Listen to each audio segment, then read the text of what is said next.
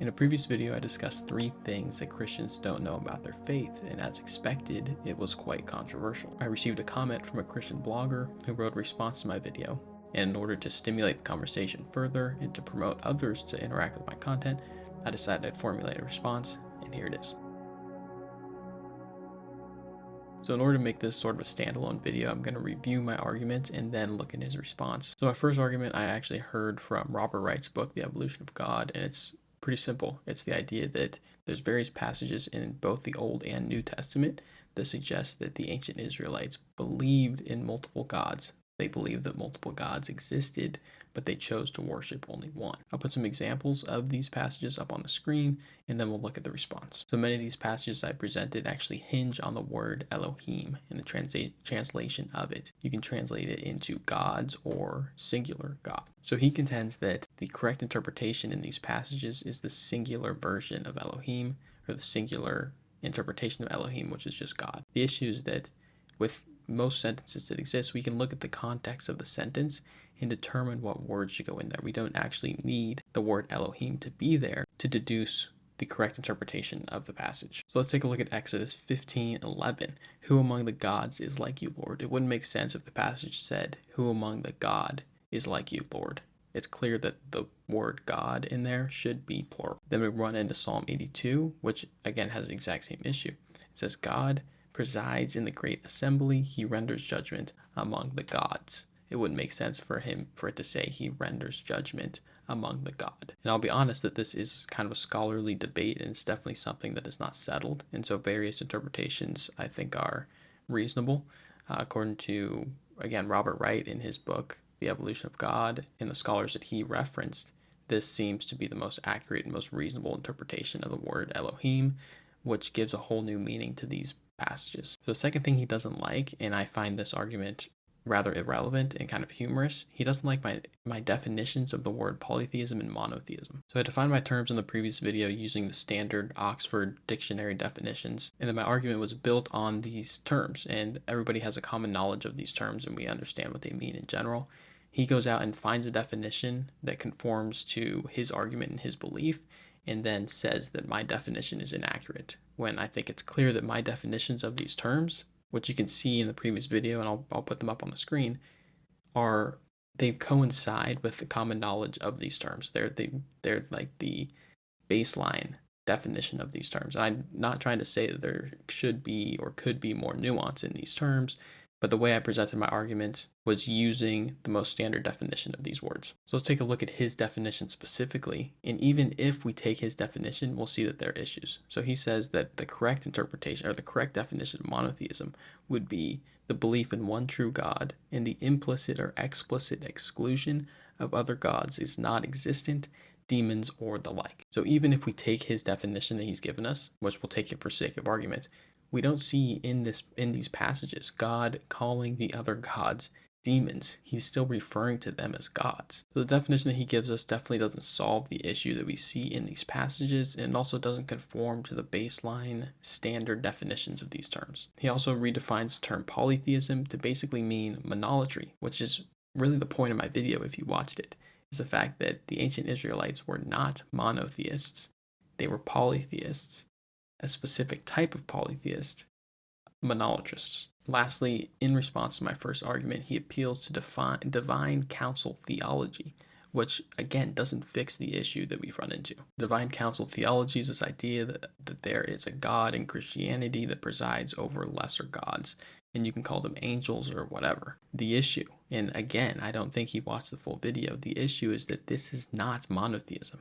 If you are saying that you believe in divine council theology, you are saying that you believe in a hierarchy of gods that exists in your religion.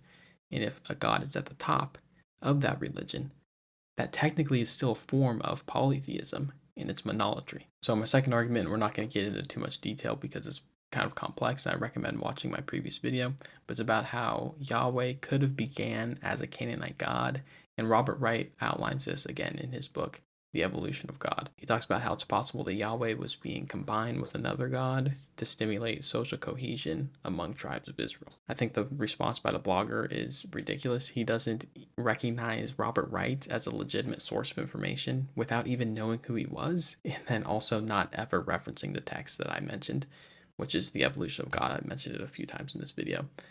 I feel like if you're not going to listen to my argument that I've presented and just come up with your own response as to why it's wrong without actually reading my sources and just discrediting them, then why should I listen to your argument in the first place?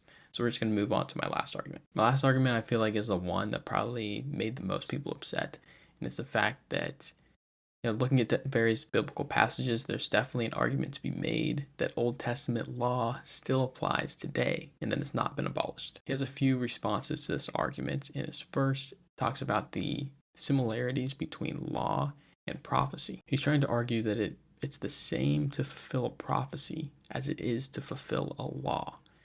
But that just because an analogy can be made between these two things doesn't mean that analogy is true. I still don't understand how this makes sense. Think about what a prophecy is. It's pointing towards a future event, and it's predicting a future event. And so the prophecy is fulfilled when that future event occurs.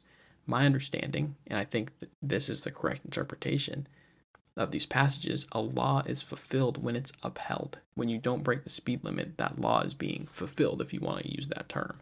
But it doesn't point towards anything in the future. So I think the issue here is the word fulfill. In the Bible, we see the word fulfill used in various different contexts. We see it used, as he mentions, in the context of a prophecy, to fulfill a prophecy. But we also see it used in the context of fulfilling a law. We see the word fulfill mean just to obey or uphold the law. So now if we look at the broader context of these passages, it kind of starts to come together. It makes sense that Jesus, someone who was challenging the law and reinterpreting the law, at the same time had to emphasize that he was fulfilling it and that he was upholding and obeying the law. And he had to do this in order to keep the peace, to save face, to make sure that everybody didn't see him as somebody who disregarded the law. Instead, he was trying to tell people, yes, I am upholding this. So now let's look at his conclusion, which I think is the worst part of his entire response. The first thing he says is that I doubt Atlas, I doubt he knows very many Christians at all. So now I find it amusing, and I see this all the time on my YouTube channel, when somebody will see a 7-minute video of me, 8-minute, maybe even a 10-minute video, and they're exposed to my content for that long, and they'll come out with these huge conclusions about like really personal things about me when they have no idea who I am. So I will say that some of my best friends are extremely devout Christians. I went to a Christian university for 4 years. I developed fantastic relationships with various professors who were devout Christians, and that wrote me letters of recommendation for graduate school. To conclude that I don't know Christians, I think it's just so ridiculous. So I find this fascinating from a psychological perspective, then rather to, accept my criticism and deal with it, there has to be some kind of personal attack in there. And specifically an attack that discredits me as knowing anything about their faith, about Christianity in general. I mean, I have a question for him. What is your definition of a Christian? What's your prototypical Christian? Is this just members of your group, your congregation? You seem to have this like perfect definition of what a Christian is, but I just think that's completely unrealistic. There's 45,000 denominations of Christianity, many of which are mutually exclusive. You tell me what exactly a Christian is. So now that we've looked at his response, and when I scrolled down to the bottom of it, it talked, I think, about like Sentinel Apologetics Discord. So I went on there and he posted my videos on the Discord, and they got some pretty good traction. He posted 2, but we'll just look at this first one. Maybe I'll respond to the comments on the next one some other time.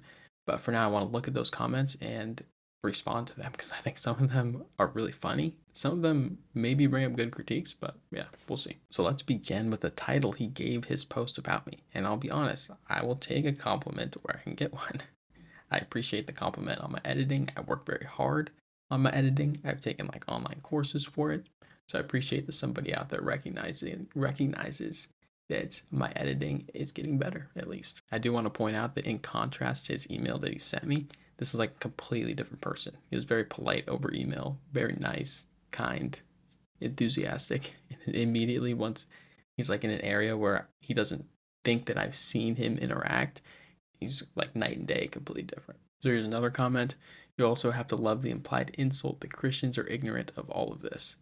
It's as if the only Christians he knows are anti-intellectual. So as I mentioned previously, and I'll reiterate it, I know Christians with PhDs, with THDs, with PsyDs. I know Christians who have PhDs in philosophy, in psychology, in theology, in chemistry. And I want to highlight something that I notice as a difference between this group of, academic Christians and the group of Christians that I see on discords like this, is that the academic Christians seem to hold their belief with so much more humility and hold a much more scientific view towards their belief. They recognize the inadequacies that exist, the inconsistencies that exist, the problems. They recognize those and they accept them rather than try and brush it off and try and, figure out some way to get rid of the problem. They instead accept it and recognize it. They acknowledge issues with interpretation. They acknowledge issues with translation. They recognize the influence that other religions and cultures had on the production of the Bible. I honestly think if you don't interact with this community of academics, then you come out with a very different perspective of Christianity. So let's go on to the next comment. He doesn't understand the word Elohim. Poor translation. Homeboy hasn't read Romans. Yeah, this guy was just ugh. So a lot of the things I mentioned in this video are kind of already in response to the stuff he said. But one thing I want to emphasize is his comment on translation. He immediately assumes that his translation is the correct one, even though it's clearly still a debate whether or not these translations mean what I have said or what he has said. So it's definitely up in the air, and I'm willing to recognize that these are, kind of theories about what these passages mean. But I find it so close-minded that he immediately assumes that my translation's a poor one, right? My translation's bad. And he can just debunk my whole argument with simply saying that. So ultimately, I'm not going to pretend that I know exactly what somebody was trying to convey when they wrote something down 2,000 plus years ago that's been translated 10 times over. It's just not what I'm going to do. Trying to find a word to describe him, I'd say low-hanging fruit. So this is another little jab. And this is the guy that wrote the blog post. He doesn't put his name on anything, so I figured I wouldn't mention his name. But yeah, I will say that this was actually one of my most well-received videos, and it's a video on my channel that's doing pretty well. So is it really low-hanging fruit? No, I don't think so. So then there's this one, which is so funny. The ones about the bacon are so funny. So I make this comment out at the end of my video about, hope you don't like bacon, because that sucks. Obviously it's a joke, right? I mean, I hope that everybody recognized that was just a joke. Okay, and then he says, you can tell this dude only did 5 minutes of research into 3 things Christians don't know. Laugh my fucking ass off. Did you not watch the video? I read an entire book that was like 400 pages long in preparation for this video. I track my reading on this app, which I suggest you get. It's called Read More. And I track how long it takes me to read because I'm trying to improve my reading speed. It took me 17 hours to prepare for this video. And that doesn't even include like script writing, editing, all that stuff, and finding like different pictures and passages and all that. So for you to say that, oh, he spent like 5 minutes, again, it's one of these generalizations. You watch 7 minutes of my video and you come out with this huge conclusion about the preparation that went into it when you have no idea what I did to prepare for it. This is like classic Christian thinking, in my opinion, where they can just conclude something like, this is it, boom. Here's another one. Imagine telling an atheist, I hope you like a life of nihilism, because damn, that sucks. Just because they left Christianity. That's the same feeling I get from this guy. Again, I think I was clear, and I think it was clear in the video, if you've watched it, that what I said was a joke. So people are getting pretty upset about it. My bad. Here's another comment, and I find this one mega cringy. It would be fantastic. Imagine if Rob TKO'd this guy. He just grabs a collection of common sense and scholarship and slams it over this guy's video. I find this one so bad because it's like there's just blind allegiance to what he believes, right? If somebody came up with contradictory evidence, and I believe there is contradictory evidence for what I've proposed, not enough to debunk it, but if somebody truly went through and debunked what I've said, I'm okay with that. But this guy immediately, something challenges his belief, and he's like, I need help from somebody. I need somebody to debunk this guy's points. Get him away from me. He's trying to share things that contradict my viewpoint. Blah, blah, blah. It's like, yo, relax, dude. Ultimately, the difference is that I'm not religiously attached to my beliefs. I try, and I know that this isn't always the case, but I try my best to hold my beliefs with humility. And if there is evidence that contradicts my position and it can be thoroughly debunked, then I'm more than willing to change my mind. So this is the last comment we'll look at. I just think this back and forth was a little funny. Oh, by the way, how much you want to bet he believes in the hypothesis that Paul hijacked Christianity And the whatever this other guy says, ooh, I bet if you commented that, he would make a video next week. If I was a betting man, I would take that one. So I just wanted to mention that no, I'm not making a video about Paul hijacking Christianity, but I will be making a video about Paul that I think is very interesting and eye-opening into his character, but that will be coming later. So please subscribe for that. For now, I'm done. That was the last comment we're going to look at. I don't think I can hang out in this echo chamber anymore. They did post another one of my videos, and there's some juicy comments on there. Maybe I'll respond to that later. But for now, that's all I've got. I want to apologize for taking so long to upload this video. As I said previously, I've been really busy. But here we are in the new studio. I'm in New York City, going to graduate school. It started a couple weeks ago. So we're in like week 3 right now, and hopefully I can get this video out as soon as possible. Thank you guys for all the support, for liking the video, subscribing, everything. And I will see you on the next one.